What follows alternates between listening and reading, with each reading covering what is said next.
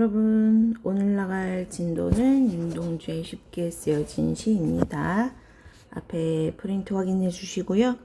첫 페이지, 간단한 내용 확인들 읽어봐 주시고, 보통 모의고사에 보기 박스 형태 문제들 이렇게 많이 나오는 자료들이어서 참고해서 읽어보시면 좋겠어요.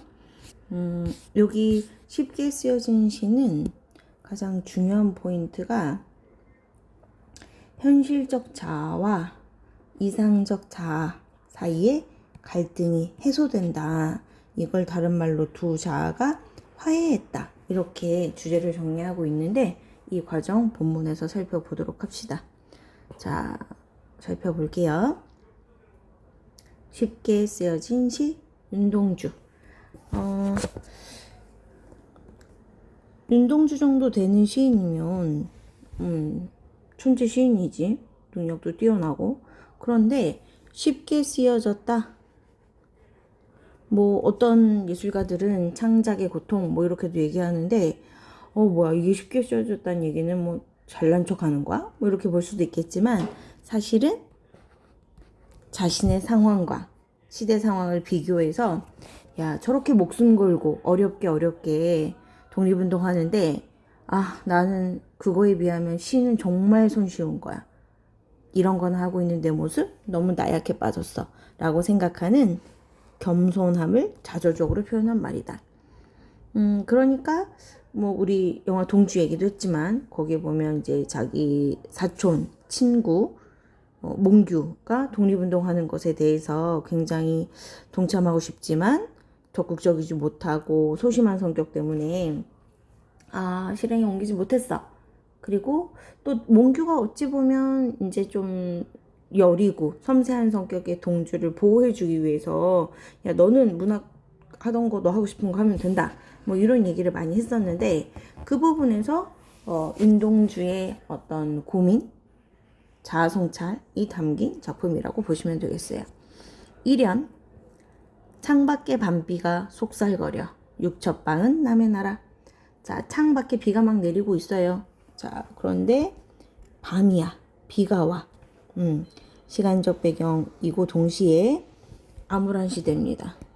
그런데요, 얘가 밤이 조용하고 동시에 조용하다 보면 생각이 깊어져. 그래서 자기 성찰의 시간이기도 하지만 시대적 배경, 반영론 쪽으로 본다면 암울한 시대다. 자, 여기 보면 공간적 배경이 나와 있어요. 육첩방. 간단히 얘기하면 일본식 다다미 방입니다. 다다미가 6장 정도 들어가. 한 장을 한 첩이라고 하고 6개 정도 들어가는데 그게 보통 사이즈의 방이라고 해요. 여기서 보면 육첩방은 남의 나라. 육첩방. 이 다다미 방은 남의 나라야. 즉 윤동주가 일본 유학을 갔던 시절의 이야기를 참고한다면 공간적 배경인 동시에 일본에서 유학 중이라는 게 드러나고요. 그리고 아무래도 내 나라가 아니다 보니까 부자연스럽고 현실의 억압이나 제약이 많은 그런 공간이겠지. 특히 여기 보면 표현상에 체크해 볼게요. 육첩방 남의 나라 명사형으로 시행을 종결했다. 자, 명사형으로 딱 끝냈어. 그럼 뭔가 뒷부분이 생략됐어. 서술어가 스스로 생각해 볼 효과도 있고.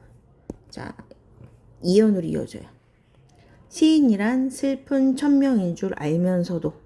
자, 시인이라는 것이 슬픈 천명 그러면 하늘이 나한테 정해준 운명이란 뜻인데요. 그 앞에 슬픈이라는 수식어가 붙었어. 시인이라는 것이 어찌 보면 아름다운 작품을 쓰고 현실을 관찰하고 하지만 뭔가 직접 행동으로 바꿀 수 있는 것들은 없어. 지켜봐야만 해. 그래서 시인이란 슬픈 천명이다 라고 생각하고 여기요. 부정적 현실에 직접적으로 저항하지 못하는 존재 그리고 시적 화자 본인이 되겠죠. 자, 그렇지만 이것이 나의 운명이기 때문에 나는 시인을 안 할 수가 없어요. 그래서 시를 적어볼까 해. 자, 의문형 종결 어미를 활용했다고 돼 있는데 요거는 학교 수업 한번 체크해 주세요. 왜냐하면 요거를 의문형으로 안 볼 수도 있을 것 같아요. 그래서 요거는 수업 필기 학교 수업 시간에 프린트 있었죠? 그거 확인해 가지고 점검 한번 해 봅시다. 자, 나는 시인이 되고 싶고 시인으로 살 수밖에 없어.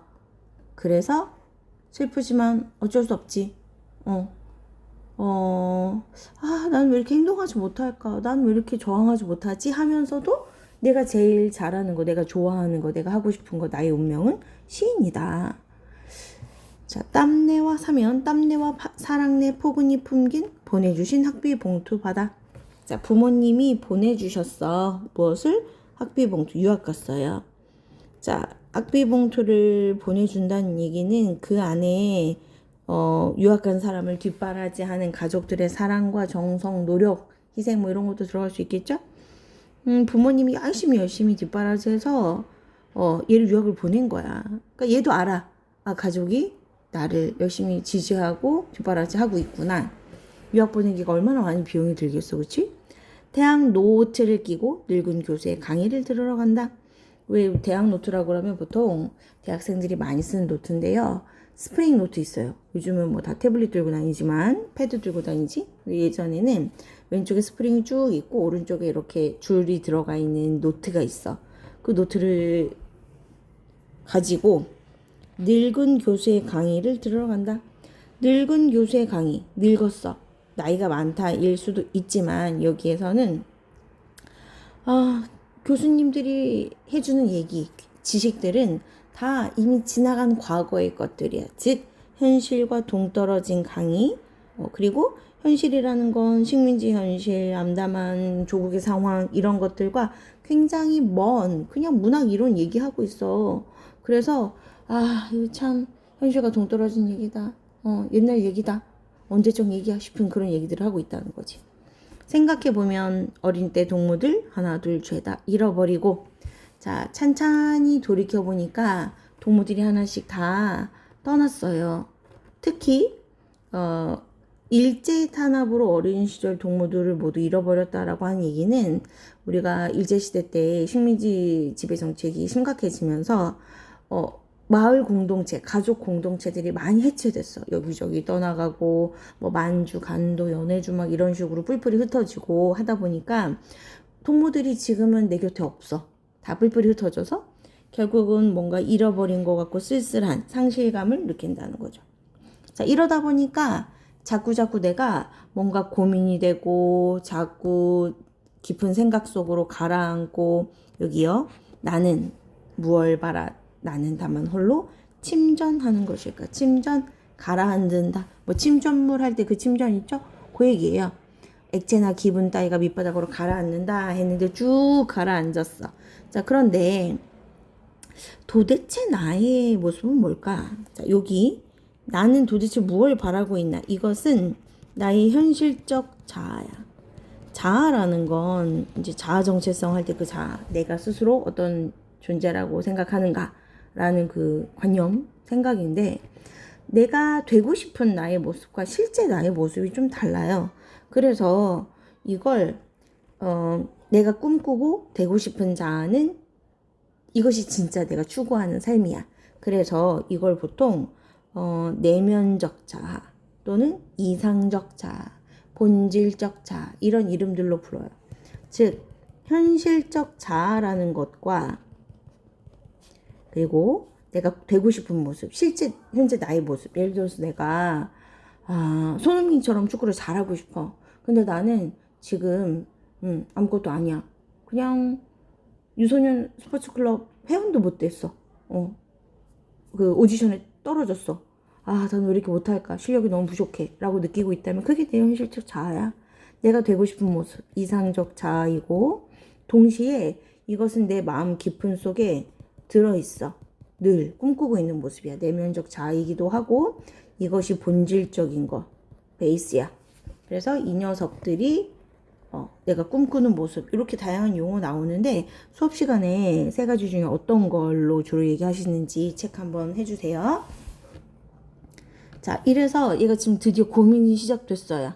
특히 침전하면서 나 도대체 무엇을 꿈꾸고 있을까? 침전이면 가라앉죠. 무기력하고 그래서 이미지가 밑으로 내려가는 하강적 이미지하고 관련이 있다.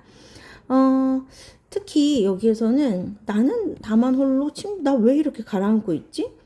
나는 왜 이렇게 무기력하고 나는 도대체 뭘 하고 있는 거야? 라고 스스로를 되뇌고 반성하다 보면 내가 마음에 안 들 때가 있어. 그쵸? 그러다 보니까 굉장히 오히려 무기력해지고 내가 과연 잘하고 있는 걸까? 이런 생각도 드는 거죠. 여기에서 이 모습은 화자의 내면적인 갈등이고 끊임없는 자기 성찰이다. 내가 되고 싶은 것이 무엇인지, 내가 현재 나의 모습은 어떤지 이것들을 계속 내가 돌아보고 있다는 거지. 자, 그 다음 인생은 살기 어렵다는데. 자, 인생은 살기 어렵대요. 왜요? 인생이라는 게 살기 어려워. 왜냐하면 암울한 시대였잖아요.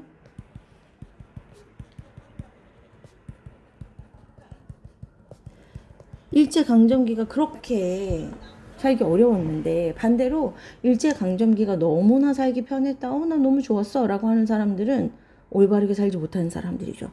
그러니까 인생이 살기 되게 어려워. 인생 자체가 힘든 거야. 그런데 시가 이렇게 쉽게 쓰여진 것은 부끄러운 일이다. 뭐야? 인생은 정말 하루하루 식민지 시대에 양심을 팔지 않고 독립을 위해서 노력하기 너무 힘든데 그것에 비하면 시가 너무 쉽게 그냥 책상에 앉아서 종이에 끄적끄적하고 마음에 안 들면 다시 구겼다가 다시 쓰고 이건 전혀 어려운 일이 아니잖아. 즉 그 모습에 대해서 자기 성찰하고 있어요. 난 너무 부끄러워. 이게 윤동주의 트레이드마크가 되는 정서, 부끄러움이죠? 부끄러움의 정서다. 즉 자신은 적극적인 저항하지 못하고 맨날 방에서 안전한 곳에서 책상 앞에서 편하게 치만 쓴다라고 스스로 고뇌하고 부끄러워하고 있다. 자기 자신에 대해서. 자, 그리고 여기 보시면 앞에 나왔던 구절이 살짝 변형됐어요. 앞에 1연의 1행과 2행이 바뀌었죠. 창밖에 반피가 속삭거리는 데가 먼저 나오고 6초방은 남의 나라가 나오는데 요 순서가 1연과 뒤바뀌어 있어요. 의도적인 변형이야. 완전히 똑같이 뭐랄까 그냥 위아래 수미상관처럼 똑같이 반복되는 부분도 있지만 여기에서는 한번 순서 1연의 1, 2행과 순서를 바꿔서 어떤 효과가 생기느냐, 여기서 시상이 전환됩니다. 자, 여기까지는 쭉 밑으로 내려오고 침전하다가 여기서부터 생각이 바뀌어요. 현실에 대한 재인식. 등불을 밝혀 어둠을 조금 몰아내고. 자, 등불 잘 보셔야 됩니다. 등불은 어둠을 쫓아내는 저항의지. 그렇죠? 시각적 이미지 썼어요. 그리고 어둠이라는 것은 자, 식민지 상황, 부정적 현실 이런 것들과 대비되니까 그 뒤에 오는 아침과 이미지가 대비죠. 즉 여기 보면 어둠하고 아침, 등불 이것들이 서로 대비되는 이미지다. 시대처럼 올 아침. 결국은 거대한 시대의 흐름은 막을 수 없어. 그것처럼 등불과 아침은 시대처럼 올 거고 나는 그것을 기다릴 거야. 미안 여러분, 요거는 같은 것끼리 기호로 바꿔드릴게요. 등불, 아침 요 두 가지가 같은 의미이고 그렇죠? 얘네들이 세모 이미지고 얘네들이 동그란 이미지 서로 대비돼요. 그리고 여기 보면 나는 결국은 그걸 기다릴 거야. 자, 최후의 나. 얘는 결국 온갖 쓸데없는 나의 모습을 다 털어내고 부끄럽고 약간 찌질하고 마음에 안 드는 그런 모습들 다 털어내고 그리고 가장 마지막에 남는 것. 최종의 최종. 얘가 바로 진정한 의미의 나. 그래서 얘는 본질적 자아, 내면적 자아예요. 즉 얘는 더 이상 부끄럽지 않은 자기 자신인 거지. 난 이걸 기다리는 거야. 그래서 여기 나라고 해서 명사형으로 끝났죠? 특히 여기 시대처럼 올 아침은 긍정적인 이미지, 조국 광복, 희망적인 미래, 희망이라고 볼 수도 있겠죠. 추상적으로 보면. 그래서 여기에 나는 내면적, 본질적 자아이고, 이런 나를 위해서 잘 보세요. 여기가 헷갈리지 않게 잘 보셔야 됩니다. 나는 나에게 작은 손을 내밀어. 원래 대범하고 마음이 넓은 사람이, 긍정적인 사람이 부정적이고 삐딱한 사람한테 먼저 손 내밀잖아. 그래서 여기에 내가 바로 이상적, 내면적 또는 본질적, 이게 나의 진짜 정체성이야. 자아이고, 자, 뒤에 오는 나는 얘가 바로 현실적인 나의 모습이야. 현실적 자아. 즉 이상적이고 내면적이고 본질적인 나의 되고 싶은 긍정적인 이 모습은 찌질한 나한테 손 내밀어줘.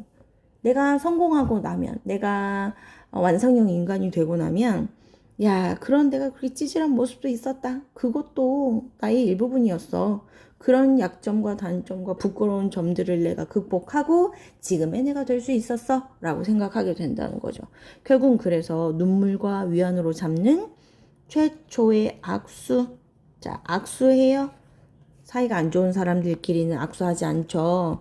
요 최초의 악수는, 자, 요거 오타 났어요. 화해입니다. 화해. 그쵸? 두 자아의 화해야. 자, 두 자아가 화해하고요. 자, 현실에서 고뇌하던 자아가 자기 반성했어. 그러고 나서 자기 반성해서 나는 진짜 구주불능이야. 비관적으로 갈 수도 있지만 얘는 나는 나하고 더 좋은 내가 될 거야. 더 진정한 내가 꿈꾸는 모습이 될 거야. 라고 현실 극복의 의지를 다질 수 있는 화해를 하면서 이야기가 마무리가 된다. 네, 요렇게 긍정적인 의지를 정리하면서 끝납니다. 뒤쪽에 내용 정리 문제들하고 핵심 정리 이렇게 넣어드렸어요. 정리해서 보시고, 자, 주요 시구들은 여기 따로 정리도 해드렸지만 본문에서 보는 거 추천. 그리고 맨 뒤에 여기 대립적 이미지들은 시험 문제 많이 나오고, 특히 자아의 갈등과 화해는 이 시의 가장 대표적인 특징이어서 이렇게 결국은 두 자아가 화해를 하게 된다. 그것이 이 작품의 가장 주요 출제 포인트니까 그렇게 봐주시고, 맨 뒷페이지에 있는 OX 문제까지 풀어서 오시면 되겠습니다. 오늘은 여기까지. 수고하셨습니다.